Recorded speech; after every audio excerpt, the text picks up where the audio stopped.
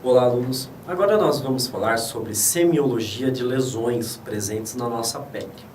Primeiro, o que isso quer dizer? Bom, nós vamos falar sobre mudanças que acontecem na nossa pele a nível celular e nível tecidual, quando a nossa pele sofre algum tipo de lesão. Então nós vamos falar sobre sinais e sintomas que podem surgir na pele. Aqui nós não vamos falar sobre se aquele sinal ou se aquele sintoma quer dizer que é tal doença. Não, aqui a gente vai ver de uma maneira geral. É como se a gente fosse falar de como acontece um espirro. Quando uma pessoa espirra, você deduz que ela está com gripe. Porém, a gente não tem como afirmar se aquilo é gripe. A gente está dizendo, não, aquilo é um espirro. O que é o espirro? É uma reação que o nosso corpo tem para fazer o quê? Para eliminar, né, o muco que pode estar com algum tipo de alérgeno, assim como a tosse, ela é o quê? Ela é uma reação para que a gente, né, retire alguma coisa que possa estar na garganta ou nessa via aérea. Mas isso é uma tosse, a gente está falando, aquilo é uma tosse, não, a gente não está dizendo o nome da doença. E aqui a gente vai fazer a mesma coisa. A gente vai falar sobre o que acontece na pele, sobre o que é uma pápula, um nódulo, um tubérculo, mas a gente não vai falar a que doença ele está relacionado, porque isso é apenas um sinal ou sintoma. A gente vai falar o que acontece para formar aquilo ali, ok? Isso é importante ficar claro, porque a gente começa a falar sobre isso, a gente já quer logo associar com alguma doença ou com algum problema. Não, a missão aqui é a gente entender as mudanças citológicas e histológicas que vão acontecer na pele. Então isso serve para quê? Para a gente reconhecer as alterações que acontecem na pele e nas mucosas externas. E essas mudanças a gente vai identificar como? Através de observação e através, às vezes, do toque. Porque a gente vai falar de algumas sensações que a gente tem ao tocar a pele, que a gente sente um nódulo, uma pápula, uma pústula e assim por diante. Então essas são as formas que nós, como profissionais da estética, temos de observar as lesões. Obviamente que outros profissionais, como o médico, ele vai ter outros meios de analisar aquela lesão. E aqui é muito importante ficar um lembrete. Nós não fazemos diagnóstico. O único profissional da área da saúde que pode fazer um diagnóstico é o médico, né? Embora nós tenhamos algumas ferramentas que muitas vezes levam ao acerto, mas pela lei nós não podemos fazer o diagnóstico, ok? Então vamos lá. Todo tipo de lesão, ela possui um padrão. E a lesão, ela será desencadeada por algum fator, por alguma etiologia. Lembra lá o que é etiologia? Etiologia é causa.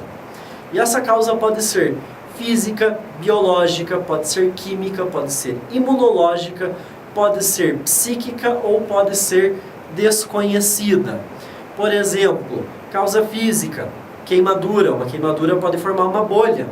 Uma bolha é um tipo de lesão que a gente tem na pele. Logo, você teve uma causa física.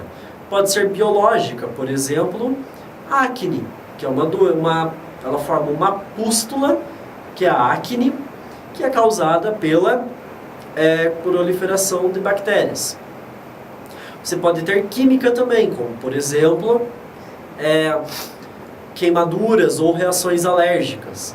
Você pode ter causas imunológicas também, que seria o quê?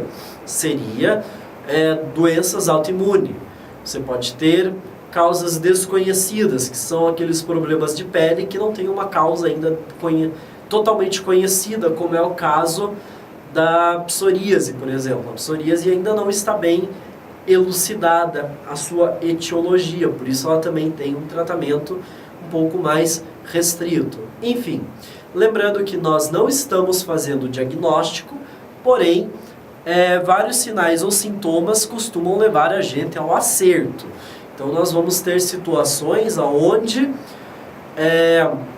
não tem problema a gente fazer o tratamento. Por exemplo, a gente quando olha uma acne, a gente sabe o que é uma acne, né?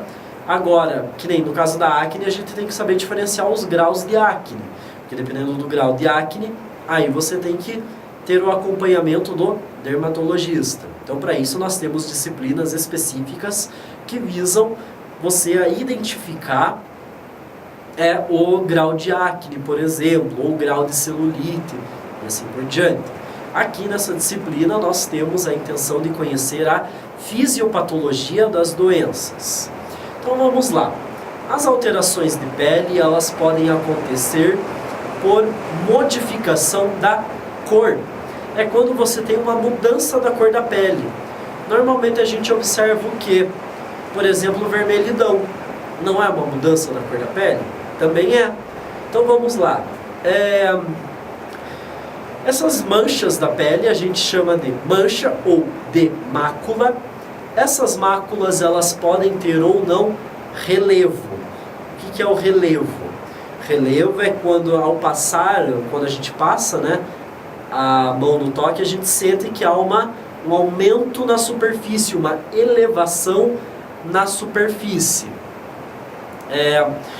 E o que leva então à alteração da cor de uma pele?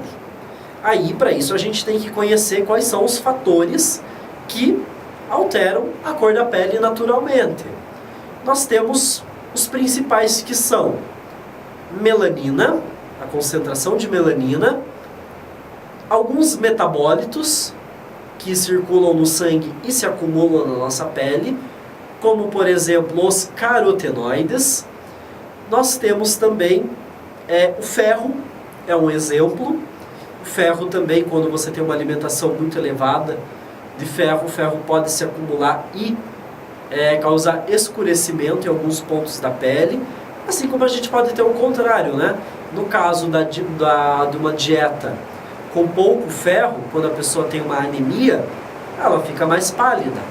É uma alteração de cor da pele. Outro exemplo, a própria circulação sanguínea. A circulação sanguínea, ela também causa modificações de cor da pele. Por exemplo, no caso da rosácea, que ela é um quadro, uma afecção que deixa a pessoa com a pele, normalmente a pele do rosto, avermelhada, permanentemente avermelhada. Isso acontece porque nós temos uma alteração de ordem vascular. Ok? Então, quais são aquelas alterações que a gente pode ter relacionadas à concentração de melanina? São 3 situações. Podem ser hipocromia, que é quando você tem uma diminuição da produção da melanina, mas a melanina ainda está sendo produzida, só que ela fica mais clarinha. Você pode ter a hipercromia, que é o contrário, que é quando você tem um aumento da produção da melanina, e aí você tem aquelas manchas mais escuras. E aí você pode ter a acromia, que é justamente quando você não tem nenhuma melanina sendo produzida. E aí você tem as tais manchas brancas na pele, por causa da total ausência de melanina. Outro tipo de alteração de cor são aquelas que vêm dos fatores endógenos da pele, que são os metabólitos transportados pela corrente sanguínea, que podem vir a se acumular na nossa pele, como por exemplo, bilirrubina, hemoglobina. Por que a gente fala de hemoglobina? Hemoglobina não é um metabólito. Ela é o quê? Ela é uma proteína que está dentro da hemácia, que vai carregar o ferro. O ferro com oxigênio é um ferro avermelhado. Então, se você tem uma circulação sanguínea normal, e a tua pele é muito clara, você pode ter em alguns locais da tua pele locais mais avermelhados, mas aquilo pode ser natural. Mas você pode ter, como eu falei, da rosácea, quando você tem uma dilatação permanente de vasos sanguíneos do rosto, e aí aumenta o fluxo sanguíneo. Com esse aumento do fluxo sanguíneo, você tem mais hemoglobina com o ferro ligado, com oxigênio. E esse ferro ligado com oxigênio é um ferro avermelhado, por isso a pele pode ficar avermelhada. E essas alterações devido a esses metabólitos vão depender do quê?